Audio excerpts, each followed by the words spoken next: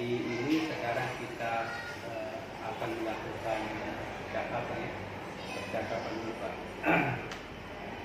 Percakapan disebut biasa istilahnya percakapan pasca observasi.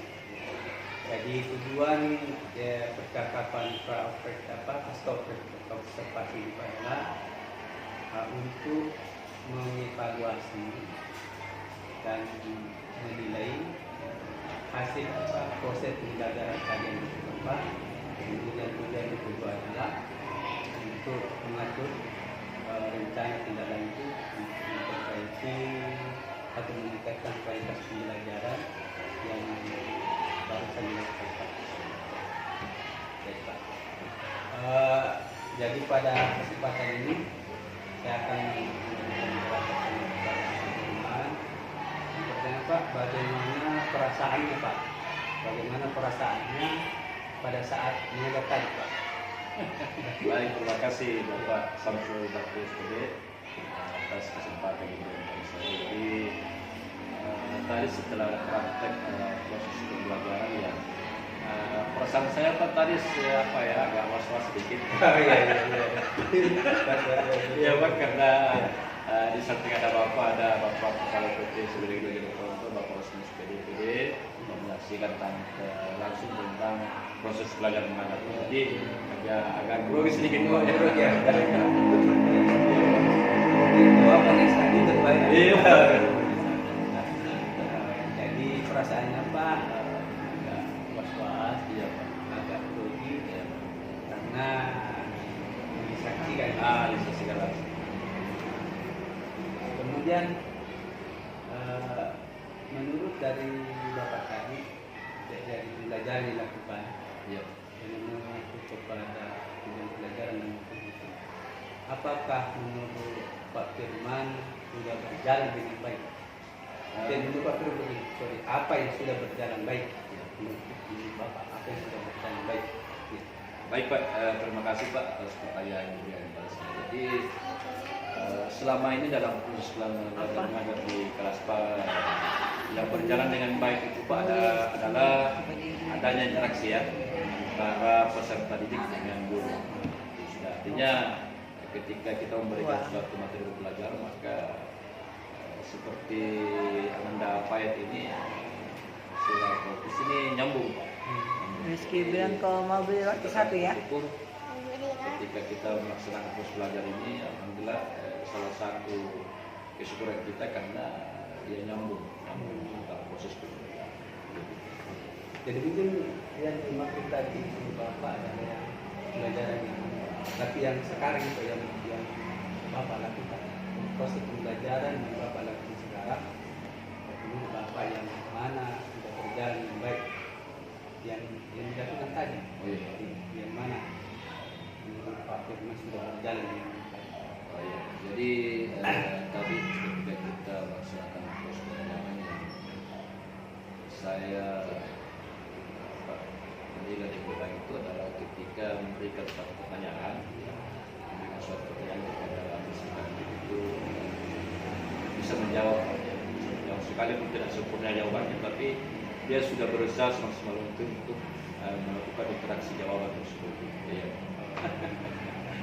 Nah, terus kalau saya bertanya kepada Pak Firman, kalau saya minta menilai menilai Pak Firman memberikan nilai dari proses pembelajaran tadi dari angka 1 sampai 10, kira-kira di Pak Firman itu berada di nilai berapa? Oh iya Pak, jadi kalau dilihat seperti tadi Pak itu saya masih memberikan angka nilai 6 sampai 7 Pak ya. Iya. Pak? Iya, nampak masih nampak ya. Karena masih banyak terdapat kekurangan Pak ya.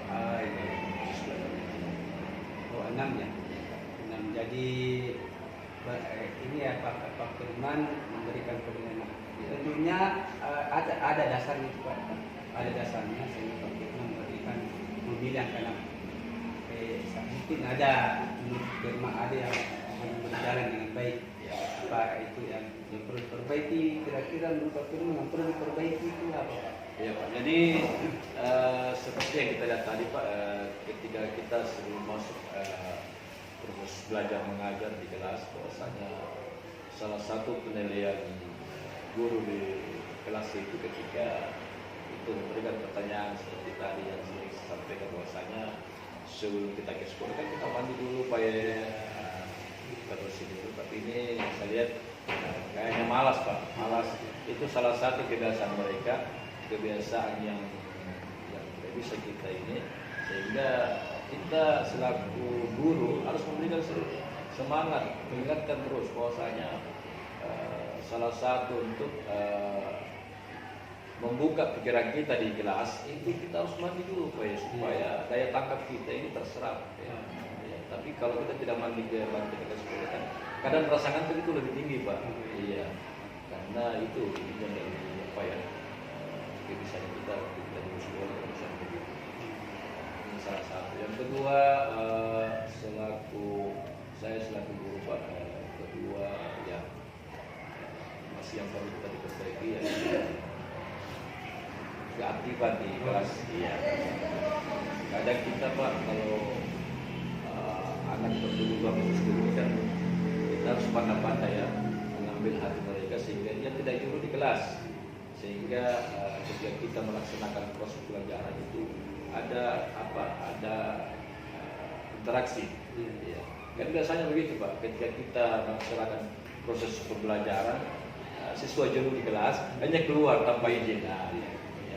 Ini juga salah satu yang harus kita bagikan ke depan, bagaimana supaya para peserta didik kita ini ketika kita melaksanakan proses pembelajaran itu senang di kelas Pak, ya tidak sering keluar masuk ke kelas. Tadi ini keaktifannya. Jadi tadi menurut Pak Firman, keaktifan dari siswa menurut Pak Firman kira-kira seperti apakah siswa aktif tadi? Iya Pak, alhamdulillah aktif Pak. Jadi kira-kira kalau misalnya menurut Pak Firman indikator keaktifan dalam proses pembelajaran itu seperti apa? Contohnya itu Pak ya, kita harus seperti sampaikan tadi, bahwasanya peserta didik kita ini tidak sama dengan siswa-siswa yang sekolah ini.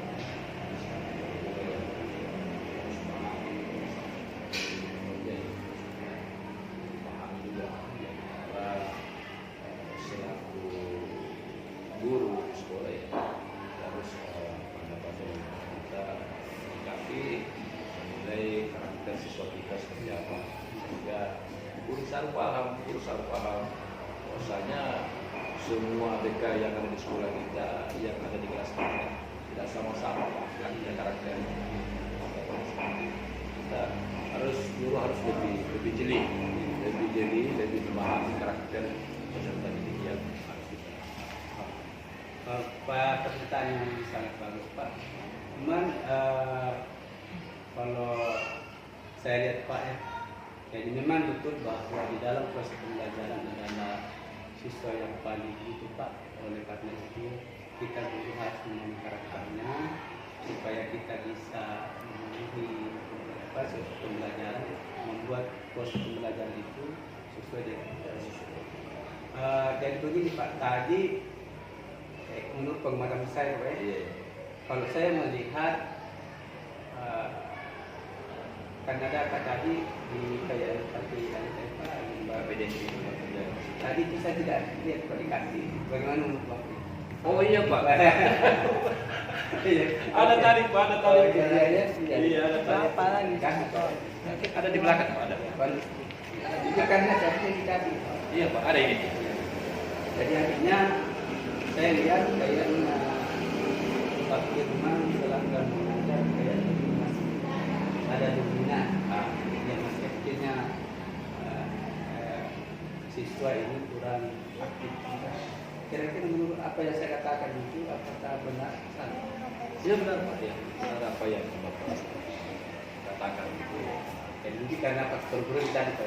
Iya, Sehingga jadi semua perencanaan tadi hilang. agak Pak, agak hilang fokus dan hilang konsep.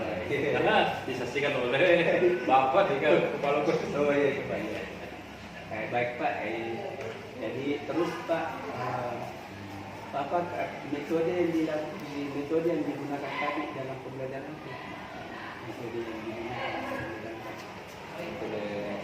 metode pembelajaran yang digunakan tadi. Metode Apakah ceramah? apa ya Pak, metodenya seperti banyak penjelasannya ya. Jadi gerak tubuh itu harus kita memberikan gerakan-gerakan tubuh yang sepaham dengan yang nyambung dengan materi yang kita berikan. Karena anak ABK ini Pak, anak berkebutuhan khusus tidak sama dengan anak reguler. Kalau reguler begitu disampaikan dia pahami. Tapi kalau anak berkebutuhan khusus ini terkadang kita harus menambah dengan gerakan-gerakan tubuh yang nyambung dengan materi yang kita berikan. Baik Pak, makasih Pak. Jadi itu kemudian pertanyaan selanjutnya Pak, strategi pembelajaran juga yang mungkin bisa disampaikan Pak yang diterapkan tadi, strategi pembelajaran yang digunakan Pak. Ya itu yang saya sampaikan tadi Pak, bahwasanya strateginya ini kita selaku guru itu harus prioritas utama itu Pak, harus memahami karakternya siswa seperti apa. Strateginya. Ya, sehingga Pak, kita selaku guru juga harus mempunyai strategi di kelas ya. Strateginya seperti apa? Bagaimana supaya guru ini, siswa ini tidak jenuh. Ketika ini juga kita menjelaskan memberikan materi. Kan terkadang Pak, kalau anak berkebutuhan khusus begini ya, kadang keluar masuk, tidak nyambung dengan tidak memahami dengan apa yang dilakukan oleh guru. Nah gitu salah satu strateginya guru itu ya tidak pahami karakter siswanya seperti apa. Terus kesenangan siswanya sebelum proses belajar mengajar seperti apa. Sehingga ada interaksi ya, ada sambungan dan siswa bahwasanya kita selaku guru sering memperhatikan siswa. Sering bagaimana caranya mengambil hati siswa kita. Nah ini jadi di sini komunikasinya itu strategi. Kalau saya berpikirnya Pak, apa yang dilakukan tadi seperti itu seperti itu. Jadi itu strategi Pak, ada kayak pembelajaran visualisasi, pembelajaran teori, itu mungkin bisa saja itu Pak Firman lakukan itu, cuman kita bisa menyampaikan. Jadi oke Pak. Sebenarnya saya sangat senang Pak berbicara kasar semua. Oke. Kira-kira apa manfaat yang diperoleh Pak Firman dalam percakapan ini? Apakah ada manfaat? Iya, baik Pak. Terima kasih Pak. Manfaat ini Pak dalam percakapan ini adalah salah satu yaitu dapat memotivasi diri saya selaku guru di sekolah SMB. Karena yang biasanya orang dia tidak sadar selaku guru dia dapat banyak kekurangan dalam diri kita Pak. Sehingga kita terkadang sok-sok. Padahal yang harus kita sadari bahwasanya bagaimana penilaiannya seorang guru seperti Bapak dan Bapak Kepala Sekolah tadi. Mungkin begitulah penilaian di mereka, Bapak, seperti ini Bapak mau mengajar. Sehingga saya sadari di mana saya punya kekurangan harus kita perbaiki. Nah, saya sangat bersyukur Pak diberikan motivasi dan diberikan masukan bahwasanya saya selaku guru perlu lagi lebih meningkatkan bagaimana strategi pembelajaran. Jadi ada manfaatnya. Ada manfaatnya Pak, sangat bermanfaat. Oke baik Pak. Kemudian mungkin apakah kira-kira menurut Pak Firman aspek apa yang perlu Pak Firman ditingkatkan? Aspek apa misalnya dari kompetensi pemanfaatan media, pembelajaran, penggunaan metode, atau strategi belajar misalnya ini menguasai pembelajaran berdiferensiasi. Kira-kira Pak Firman yang mana perlu ditingkatkan. Ya, jadi selaku guru Pak yang perlu tindakan itu yang apa yang disampaikan tadi oleh Bapak Sam itu sangat yang pertama itu aspek pengembangan diri ya, yang sangat juga yang harus kita tingkatkan. Kedua terkait dengan media pembelajaran Pak, ya, jadi pembelajaran ini sangat harus diprioritaskan untuk bagaimana kita aplikasi kelas. Supaya anak-anak juga ini Pak tidak jenuh, sehingga media ini ya bisa dia pelajari. Kita juga selaku guru ya bisa meningkatkan juga seperti apa ini proses pendidikan dan media. Jadi pertama Pak tentang terkait dengan pemanfaatan ini Pak. Memang tadi menurut yang saya itu masih perlu ditambah terkait pemanfaatan media terkait dengan musik Pak ya. Kemudian mungkin juga dari pengetahuan kita terkait dengan strategi pembelajaran, karena dengan meningkatnya kemampuan kita terkait masalah kita bisa melayani diri kita. Oke, kira-kira itu kapan Pak itu bisa ditindaklanjuti di komitmennya Bapak untuk melaksanakan pengembangan ini? Jadi insya Allah Pak nanti dia akan di proses untuk tahapan ini Pak pengembangan dulu dan sedang. Jadi pertanyaan terakhir, kira-kira di dalam proses melakukan pengembangan diri Bapak itu misalnya ingin meningkatkan segi kemampuan pemanfaatan media secara pembelajaran, adakah dukungan yang dibutuhkan? Insya Allah Pak nanti saya sampaikan secara Bapak nanti seperti apa yang harus saya butuhkan dan terdapat kekurangan di dalam saya dalam Seperti ada Pak ya? ya Pak Iksan. Kira-kira ini saya Pak, kira-kira siapa Pak?